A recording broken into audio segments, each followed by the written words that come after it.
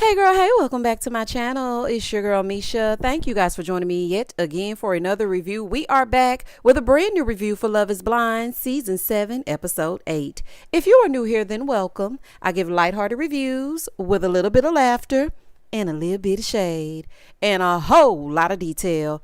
If you're back for a second or third time, then welcome back. Y'all, please don't hesitate to like, comment, and subscribe to the channel. Share with a friend. Hit that notification bell so that you will be updated each and every time I upload a video. Now, child, let's get into it if we gonna get into it. So I've already reviewed episode 7, baby. Let's just jump right on into episode 8.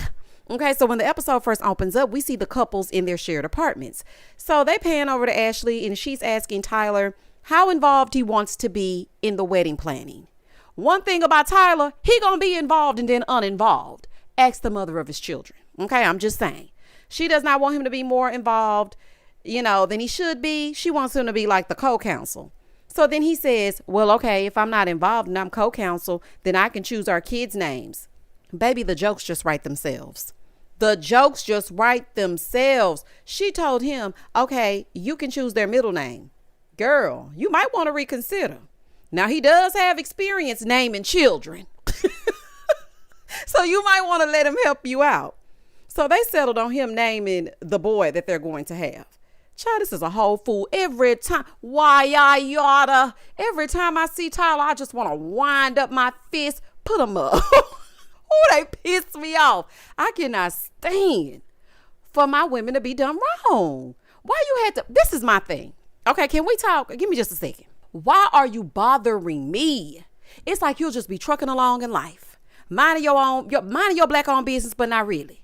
And then here comes somebody's dusty, crusty, musty son to bother you, and you ain't damn bothering them. Sir, if you knew that you were going to come on here and I'm not only upset for Ashley, I am upset for those babies. You going to come on here and neglect those children for over a year, according to the interwebs. Okay, according to the TikTok streets, it's giving dead beat. And there's more layers to the story, honey. More layers to the story. Now, if y'all want to get the more layers to the story, then follow me over on Patreon, honey. Just put in my name in the app or on patreon.com, Misha IMO, and you shall get the tea. But anywho, that's neither here nor there. That's just a side note. The unmitigated gall that you have to not only throw your kids by the wayside like you're just a donor, and you're damn not. You were actively involved until you went on here to ruin someone else's life. You could have left this woman alone. Like, why do y'all bother us if you really don't want nothing? Just keep on moving. Steven and Monica. Child, speaking of not wanting nothing, he takes her to press flowers. Now, remember, she wanted flowers. Child, she wanted some flowers. He's pressing the flowers with her. These are flowers that she can keep forever. I thought that it was sweet. I was like, oh, okay, this is sweet. Mind you, this is the beginning of the episode. Okay, stay with me. So after they're done creating, they start talking.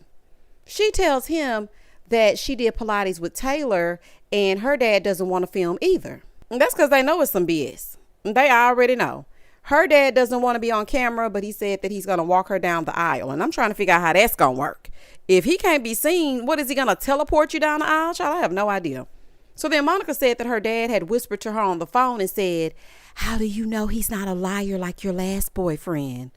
Well, I'm going to start calling him Raven Baxter because somebody can see the future. You can stare into the future.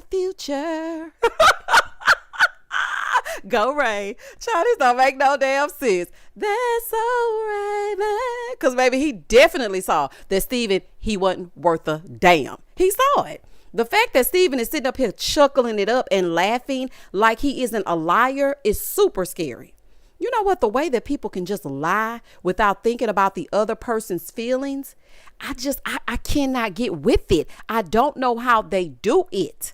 I just don't know how they do it. This man said, well, I'm excited to show him that I'm genuine. Child, this is insane. He told her that he feels like she's where he needs to be. Nick and Hannah. So they're going to her parents' house or his parents' house. He lives there down in the basement. He said he was playing football, so it didn't make sense for him to rent a place while he was gone. Nick was like, look, if people think it's embarrassing, that's on them. That's fine. I like my parents. I like my space. They love me. I love them. I'm good. Now, rent is $5 million and you got to make 3 times the $5 million. So I get it. Okay. But I will say, how in the hell you gonna look for a wife before you look for a home? Okay, let's put your shoes on. Let's go find you a home. Nick, what on earth makes this make sense? I'm gonna go take a wife down to the basement.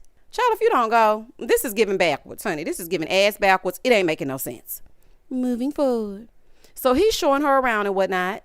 Now, Nick, you're acting like a teen, because he started to tell her that he has a cat and that his dad feeds the cat because he doesn't like getting up that early. That is crazy to say at 28 years old. Very crazy. He said that she's the third person to see his space in the basement. Nick is a smooth talking basement dweller. Can y'all imagine? All the women thought that Nick was the bee's knees, baby. He has worked on that mouth game because he ain't got nothing else to do. Yeah, I can be a smooth talker if I ain't got to worry about rent, gas, lights, car insurance, cell phone bills, baby. He has not a care in the world. He gonna stay on the family plan. It ain't got no damn family. Moving forward. Marissa and Ramses. So they're meeting her friends. They're talking about how they talked about everything. And the other night was the first time that they've had a little of a challenge. She told them that he wouldn't have dated her in the real world if he knew that she was ex-military. So her friends didn't really like that. One of them asked him, well, what if she re-enlisted? He said, then there would be no us. And I mean, this makes no sense to me, because why did you even propose to her? This could forever be a point of contention. So y'all getting together does not make any sense. He said even though he loves her, it's a morality thing, and their views affect each other, and their views affect real people. And I understand that. Now, the friends were taken aback, but he did say that he doesn't make snap judgments. He will look at people's heart. She said they're aligned on everything but the military. Marissa said that she's going to support her kids if they want to go into the military because it's a part of who she is and what she's done. Like, I'm going to take them to look at boats and I'm going to tell them I was in the Navy. I do not think Marissa even knows what Marissa believes. I really don't. Because when she was in the pods, she was talking about her questionable dating history. She just flies by the seat of her pants, baby. She has absolutely no direction. I don't see Ramses budging on his beliefs, and I don't see the two of them lasting. Alex and Tim. So they're gearing up for her family visit, right? Her dad is the only one that does not know that she's engaged. She's trying to brief Tim on how things will go when her dad comes and what they're going to say, how they're going to move. And they're going to break the news to him in a subtle way. Like, I don't even know. I don't know. It's just the way that she even explains things rubs me the wrong way. I don't know if it's her tone. I'm not sure what it is, but it just rubs me the wrong way. So her mom and her dad and her brothers, they arrive. Dad wanted to be excited, but he really wasn't. Okay. He wasn't excited to meet Tim at first. So Alex is trying to like soften everything up by telling them about the way that they met and them living together, all the things so far. So then Tim came in very respectful. He greeted everybody. He starts telling them about himself. So her brothers were asking him some questions. He told them that he and Alex bonded over family because where you come from dictates what you create. And I feel like no truer words have been spoken. Like, he really hit the nail on the head with that. Your upbringing has a lot of bearing on the type of family you will create for yourself. It really does. And you have to deal with those issues before you go into a marriage. And I wish I would have had this advice before I did what I did, child, because I sure did not take care of myself before I tried to take on somebody else's stuff. So they told him that family is important to them too. And her brothers were speaking so highly of Alex. And it's just so crazy how different she is with Tim. You would think because of her family, she would be more pleasant because they seem like very pleasant people, but she's not that. So her mom is asking if they've ever had an argument. Child, have they? Now, you know, they kind of sugarcoated it to make it appear that Alex didn't violate this man's boundaries. Tim, a good one, because he could have given a totally different rendition of things. But he said that he has to learn to receive her instead of being raw and telling her, hey, these are my thoughts and this is how I feel. He's taking all of the accountability and all of the blame. So they wanted to know, why Alex? Like, why do you like her? He said it was them being able to cry together, him being able to be vulnerable. Now, I will say this. I feel like Tim kind of dumped on Alex.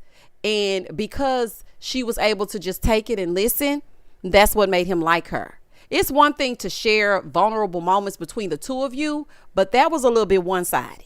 And I'm not going to take that from Alex. I feel like she got slighted when it comes to that.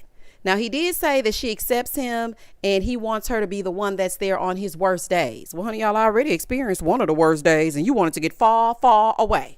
Okay, you was in there like on Forrest Gump. Dear God, make me a bird so I can fly far, far, far away.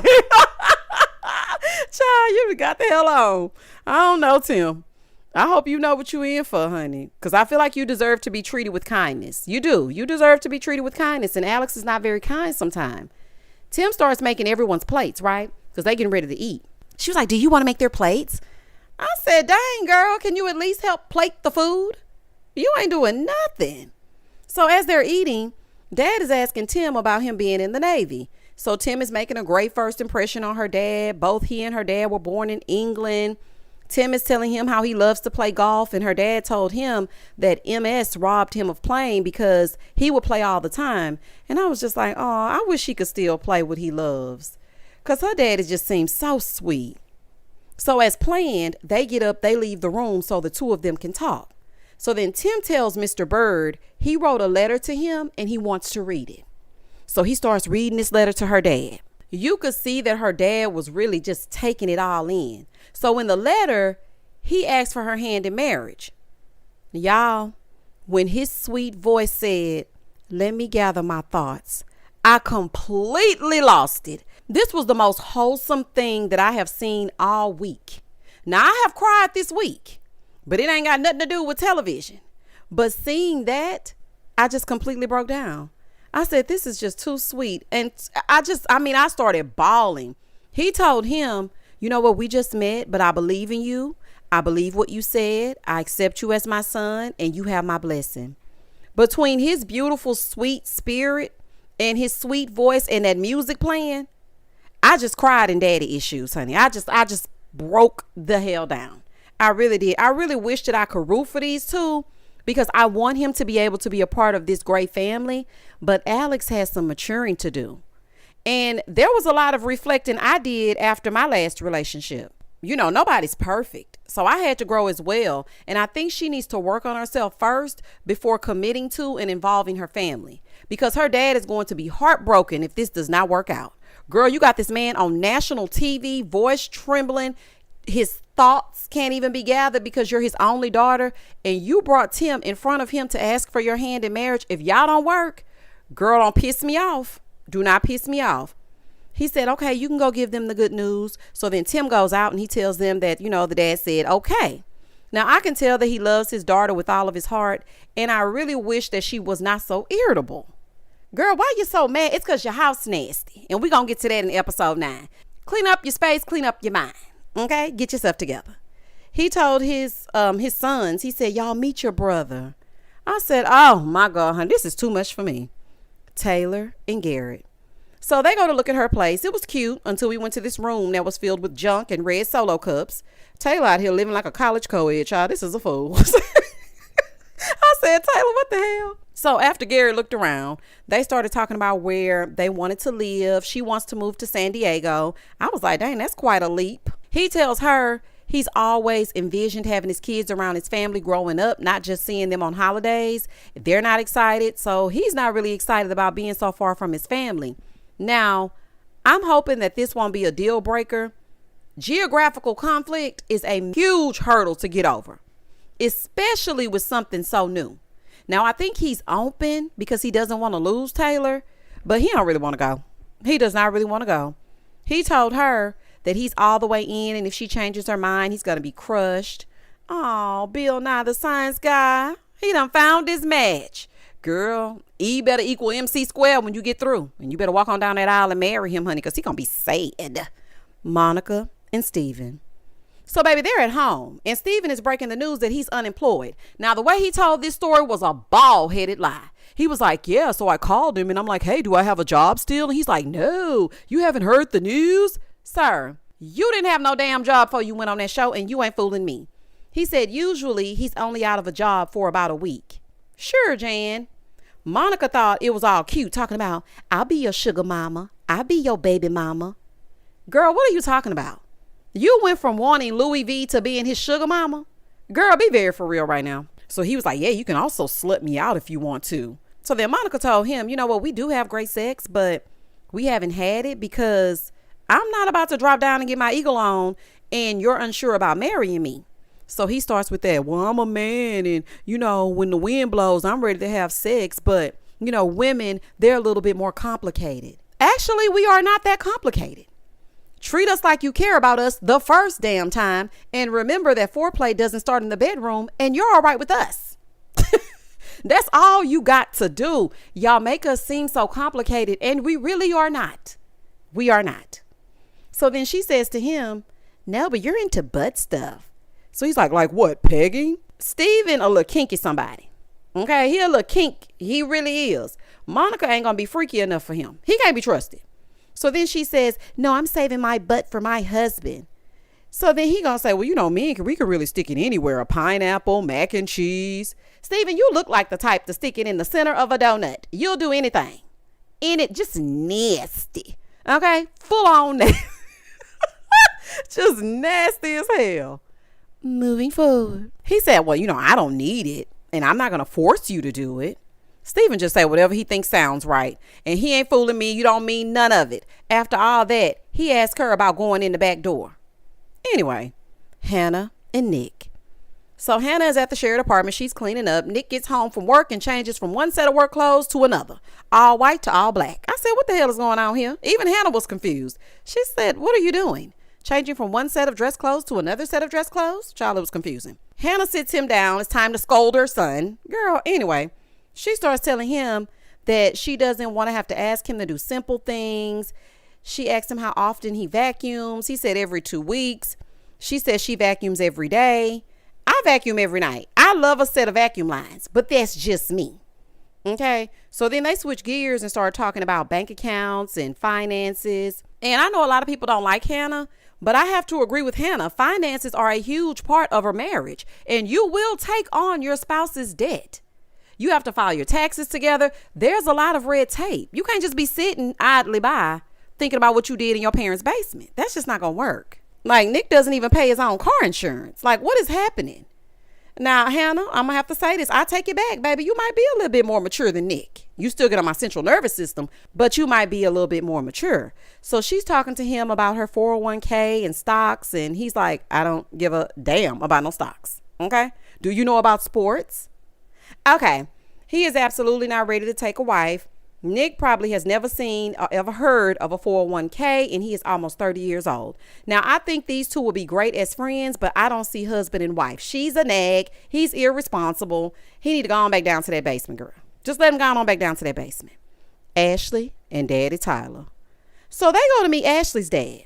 Side note, Ashley's dad is a very handsome man. I see where she get her looks from. Okay, girl. So they sit down. He's asking Tyler, what is it about Ashley? Here go Tyler getting ready to lie. Talking about, I can be open with her. And we talk about everything. We talk about some of the deepest things that I've never even opened up to anyone else about. What can be deeper than I have 3 children whose lives I'm a part of and they know me as dad, but I have ghosted them for the past year so that I can gallivant around with your daughter and make her believe I am a man that I am not. What's deeper than that? That's what I want to know. Tyler is the reason that I'm always leery because people lie with such confidence and they are so convincing that it's scary. Now, he's able to sit in this man's face and tell a bold-faced lie. He was like, yeah, I'm able to be vulnerable with her. I'm able to cry. The way that Ashley is looking at him with such loving eyes as he keeps this secret truly angers me for her. It really does. Now, her dad wants to know how he's going to protect her. He said that he's ready to be her husband and he's sharing everything with her. You're sharing what you want to share, but you're not sharing everything with her. Let's be very clear. Okay, let's be very clear. So then Dad says, well, how do you feel about family and kids? You ready for that? Ready? Baby, are y'all ready? He already got a head start. He waiting for y'all to catch up. Baby, he waiting on, it's on you. So what you gonna do? Honey, he waiting on y'all to catch up. He's talking about, yeah, I'm more than ready. Oh, we know. Trust me, we know. So then her dad asked, so what is it about him that you like? I don't want to be biased. She said, he makes me feel safe enough to be soft. Oh, baby, he done pissed me off. I don't think I've been this mad. Well, baby, these men made me mad on these reviews. But I really feel like I might be season 12 Married at First Sight, Chris and Paige mad. He done pissed me all the way off. That's major. To be with somebody and feel like you can be soft with them, and then to find out that they've been lying to you. Like, it's too bad he's withholding information, because this is the kind of stuff that makes you second guess letting your guard down. And then it's not fair to the next person. And now you got to call better help because you done been over here playing with Tyler. She said he opens doors for her. He pulls out chairs. Baby, let me just say something to you. Ashley A., I'm speaking directly to you, honey. That should be the baseline. That's the least a man should do. Let me just tell y'all a story time. It's not really a story time. I remember at 30 being in Ashley's shoes. I was impressed with this soon-to-be ex-husband, this filling the gas tank and opening car doors. The whole time he was doing that for everybody and their mama. But see, he knew that chivalry was major for me. And he sat there in my face and he lied, all while making me believe that the bare minimum was award worthy. Baby, they should be doing that. My 9-year-old opens the car door. My 9-year-old pumps the gas. That's the least he should be doing. So him opening car doors and pulling out your chair, girl, anyway. So her dad told her, just give us a minute so we could talk like men. So she leaves and he pulled it. Oh, I just want to ask you for her hand in marriage. Child, the daddy wasn't drilling him good enough for me. He said, absolutely, because she accepted you. So who am I to jump in? You're her dad. It's your job to weed out the weirdos. You're supposed to vet this man. He should not be allowed to get over on you like that. That was an easy kill. Sit in front of him, say a few words, sounds good, and he's off to the races. Absolutely not. Tyler, you know what? I really hope that all this TikTok stuff for your sake is a misunderstanding, but I know it's not. You owe women money. You were texting women the whole time while you were at the shared apartment with Ashley. You left your fiance to impregnate the other woman. You got 3 kids that haven't seen you, but you were just wearing matching PJs with them a year ago. You know what? I absolutely wish you the life that you deserve. Moving forward. Child done pissed me off. Got her daddy crying, knowing full well this secret that you're keeping. Her dad told him, no, don't play. Oh, baby, he played. You ain't Ashley. Monica and Steven. So we hear Monica talking to Taylor, right? Monica is telling Taylor that Steven supposedly went to a sleep study, but she don't trust it because did he really? Child, that with what money? What sleep study did he go to with no insurance and no money? Okay, sleep studies are not cheap. I know, because I had to do one. And he ain't got no job. Girl, if you believe that, you a fool. So as they're sitting there crying and talking and Taylor is telling her, you don't deserve this, you don't deserve this, Steven comes in and gets himself a beer. So Taylor leaves and he comes and sits next to Monica. Steven has some type of humiliation kink. I think he likes getting caught and scolded. Like something ain't right about him. Okay, something just is not right. So she tells him that reading those texts were disgusting. Here he go. You're absolutely right. You're right. It was You're right. She wants to know, why did you even come on this show? Why did you propose to me? Who are you exactly? She's asking him if he was even at a sleep study. He gonna say, yeah. It's a lie. Okay, he got a little lying problem. He then says, there's nothing I can say that you would believe. Girl, if you believe that this man was sleeping with anybody other than another woman, you's a fool, okay? Because he definitely is lying. Monica, you know what, though? I'm going to have to say this, girl, and I'm going to hold your hand when I say it. I want to completely empathize and sympathize with you. But he gave you the blueprint in the pods. He told you that he cheated. And you sat there and said, I'm so sorry. You apologized for him cheating. So now he's back for round 2. Okay, because at this moment, the ring didn't mean a thing. Shout out to Kim Zolciak Bierman. He said that he hasn't pretended to be anything. She said, yes, you pretended you wanted to be married. So he claims he wasn't pretending. He made a mistake while being drunk at a sleep test. Sir, those two things don't even go together. That's like me saying I squeezed some lemon on my cereal and ate it. There's no damn way that you were drunk at a sleep test. Let me guess. Just let me guess. You didn't think you were good enough for Monica. Is that it? Okay. Steven steady lying. Monica said, you know what? Actually, you messaged her today. It wasn't just last night. Well, let us see the messages. I hope they look, Nick and Vanessa, I'm speaking directly to you. Y'all like to act the fool at these reunions. Pull up the text messages. Our lady, whoever you are, put it on the TikTok, child. Okay? Please do. He's still lying. These men will lie in your face until the bitter end. It wasn't me. They will lie to the bitter end. So she's asking him to see his phone. He gonna say, I deleted the message. I didn't even want to look at him. He then says, I don't remember today, but it was a stupid decision and I was just drunk at the sleep test. And it was coupled with our conversation from last night. So you were lusting and decided to message this woman all your kinky thoughts? Not you trying to blame it on Monica. See, now you need to channel Monica the singer. Kick down your doors and smack your chick. Honey, just to show him Monica not having that. You got to get gutter with it because he does not understand you being nice. He's like, you know what? I'm just going to leave. I'm going to get out of your hair. I'm not going to bother you. She said, not so fast. Venmo me the money that you owe me, the money that I spent on you before you leave. Okay, don't even move until you Venmo me my money. Honey, I know that's right. Show me the money and then you can go on about your kinky business. I wish you would get up and you owe me some money. We got to stop going on this show, y'all.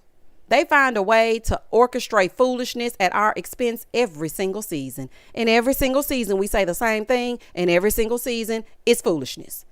He ain't got a pot to piss in, but got the unmitigated gall to be cheating. Child, please. She's talking about, well, I just don't understand. Girl, I don't know how you don't. Something ain't right. Talking about, I did this. You know what? I'm going to live with this. All while he's looking directly into the camera. That's a scary person. Now, y'all might not think it's scary, but I do. Then he says, I shouldn't have come on the show. You think? You probably came on the show for a free trip, free room and board, and free food. Because I saw how you lit up when you saw that shared apartment. This is stuff I only see on Instagram. Where is your place? Do you even have a place to live? I believe you didn't even have a job before you came on this show. That's why you freaked out about her wanting material things and you were going to go down to that damn Ross Dress for Less and get her one of them Kate Spade bags, and you ain't fooling me. You ain't damn fooling me. So she's pissed at him saying that he shouldn't have come on the show, trying to take the easy way out. She starts crying. He walks away talking about, I don't deserve much. Sir, go to hell respectfully. Okay? Monica, you did not deserve that, honey. You got on my nerves a little bit, but you still did not deserve that. These people do not care how they affect others. She shouldn't have even given him a second look. I know love is blind. She shouldn't even given him a second wall look. I wouldn't have even looked at him through the pod, honey. I wouldn't even want to be bothered. So after he leaves, Taylor and Gary come over to comfort her. And that was the end of the episode. Oh, y'all, this live is about to go up on a Tuesday. Do y'all hear me? When we get on this live, we have so much to talk about. I will be back with episode 9. Y'all comment down below. Tell me exactly what you thought about episode 8. What do you think about Steven? What do you think about Tyler lying to Ashley's daddy in his face? Do y'all think that Hannah is a nag? I think that Hannah's just trying to get things in order. But maybe that's just me. Comment down below and I'm going to comment back. Please don't hesitate to like, comment, and subscribe to the channel. And as always, stay safe, stay blessed, spread love, not germs. Peace.